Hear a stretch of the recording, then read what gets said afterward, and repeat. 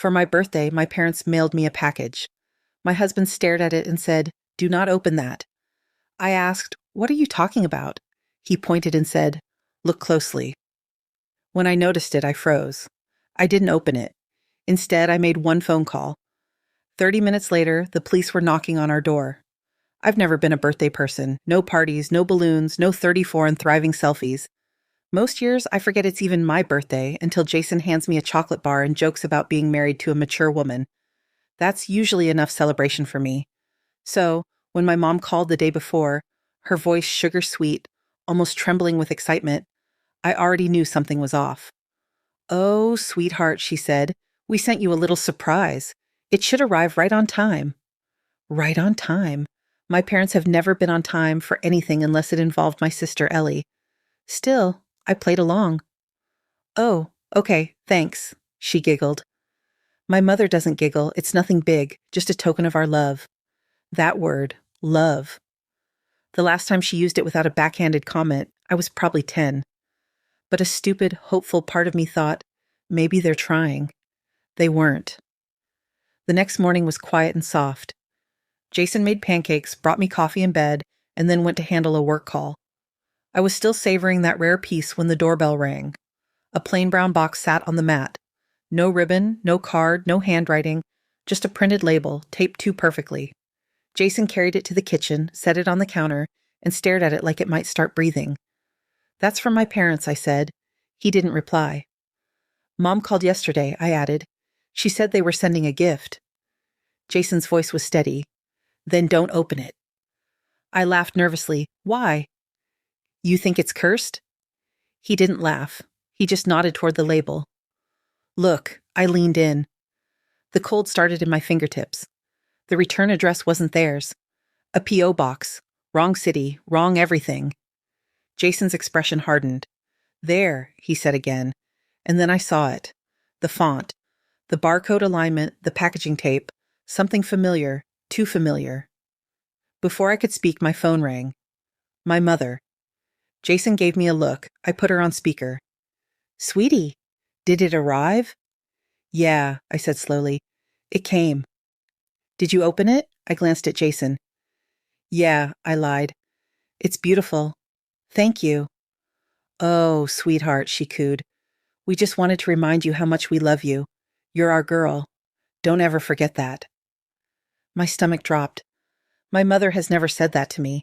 Not when I graduated, not when I got married, not even when I miscarried 2 years ago. Jason met my eyes. I didn't speak. "Well," she continued, "you deserve something nice. You've always been so strong."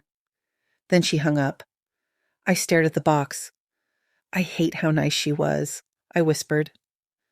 "I know," Jason said. "She only calls me sweetie when she's about to lie." We stood there for a long time. The box sat between us like something alive. 30 minutes later came the knock.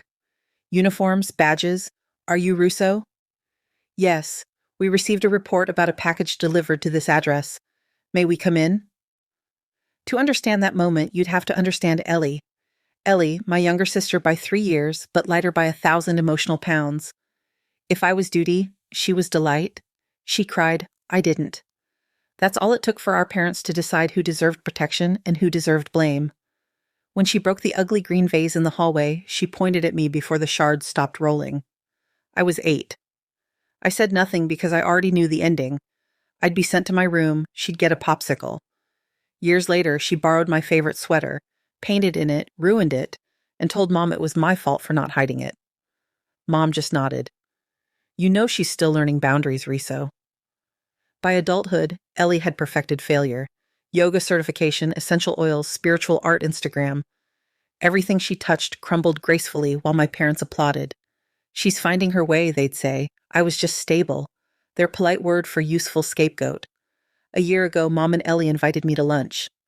Halfway through, Ellie smiled like she'd rehearsed it. "Would it be okay if I used your name and address for something?" "Just for a business account. It's easier because I'm between leases." I didn't yell. I didn't even hesitate. Number. Lunch ended early. The freeze-out began. No Christmas invite. Dad's passive-aggressive emails, Ellie unfollowing me on Instagram. I told myself I didn't care. Maybe I even believed it. until that box showed up. Jason was right. It wasn't the handwriting or the label. It was the supplier mark. I'd seen it before, stacked floor to ceiling in Ellie's old apartment. She'd called them inventory, boxes sealed with the same tape, the same scent of varnish and glue. She'd laughed when I picked one up. Don't touch those. The supplier's strict. They track who opens what. And now, one of those same boxes, unopened, untouched, sat in my kitchen, with my name printed neatly across the top. Jason didn't need to explain. It wasn't a gift. It was a setup. I felt the betrayal before I even understood it. My mother's sweet call, the fake return address, the eerie familiarity. They hadn't sent me love. They'd sent me liability. I hit record on my phone before calling her back, pretending everything was fine. I said it was beautiful. She purred her approval. Every word burned as I said it, but I wanted proof. When the officers arrived, Jason let them in. That's the package, I said. Gloves on, they cut it open. Inside, figurines, certificates of authenticity, decorative pieces. One scanned the barcode, glanced at his partner, and asked, "Do you know what these are?" "They look like art," I said carefully. "Do you know where they came from?" "My parents," I replied. "Birthday gift." "Do you have proof?"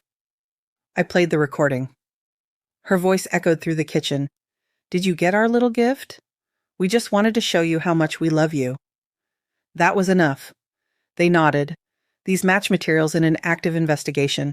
You're not being charged, but we're taking this for evidence." They boxed it up again, like it might explode, and left. The silence afterward was unbearable. The coffee on the counter was still warm. Somehow that felt like the cruelest part. 3 hours later, the phone rang again. "How could you?" my mother hissed. "You told the police it was Ellie's." "I told them who sent it," I said. You know what this means for her?" "Yes. You could have kept your mouth shut. If they found it at your place, it would have ended there, quietly." "So you sent stolen goods to my house and hoped I'd be dumb enough to open them?" Silence. Then my father's low, measured voice. "We thought they'd seize the items and move on. We didn't think they'd trace it, but you thought they'd trace it to me. Riso, you're stronger. You don't have kids. You'd bounce back. That was the reason. That was always the reason. I was the disposable one. You used my name," I said softly, "and you called that love." Then I ended the call. The next week, a detective called. He said my name appeared on business documents tied to Ellie's art venture. "Have you ever registered a company under your name?" Number. "Ever listed yourself as co-owner or manager?" Never. He sent me a digital signature.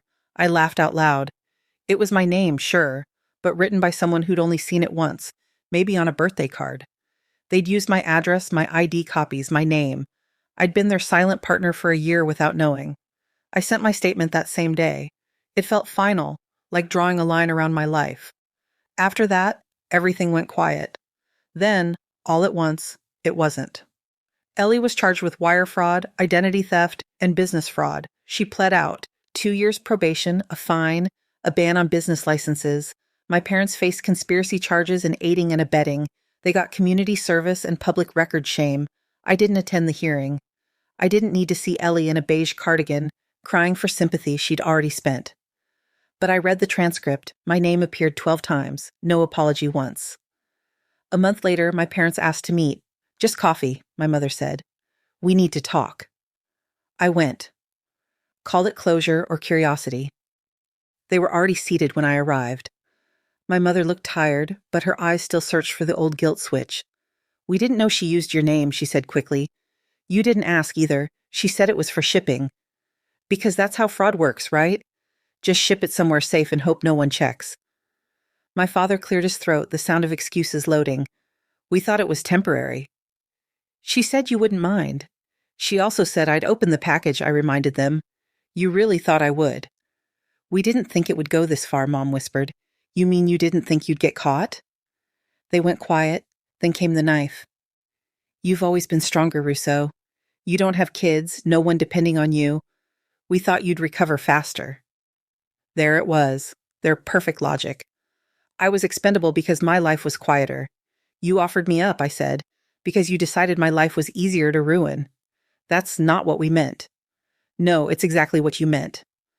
I stood up. My coffee was half full. I left it there. Enjoy your community service, I said. Maybe you'll finally learn what real work looks like. That night, I blocked them, deleted every contact, every backup. Not out of hate, just self-defense. They don't get access to me anymore, not even the version they made up. The next morning, Jason brought me coffee. Sunlight spilled across the counter where the box once sat. You okay? He asked softly.